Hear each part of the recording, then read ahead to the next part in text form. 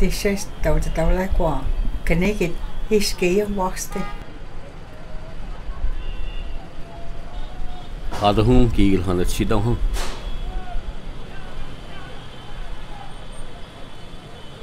Negati gile gad hung.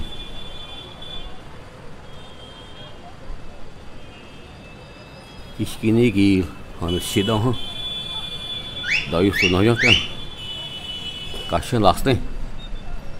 Shago gil huwaino shay.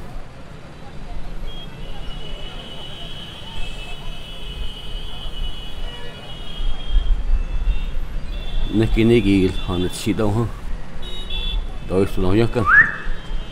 Kashan laste. Udla gil huwaino shay.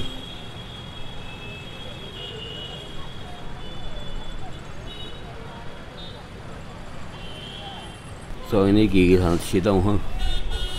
Dayu sunayak kan. Kashan laste. Udla gil huwaino shay.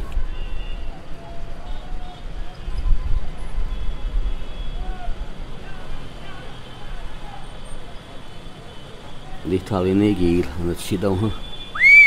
Dayu sunayak kan. Kashan laste. Udla gil huwaino shay.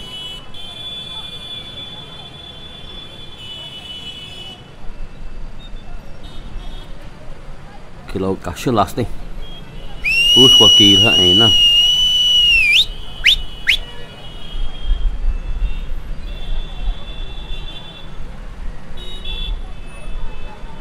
Dekat gil, tu na nang siang hanay na. Kani gil yat sidang katahungi.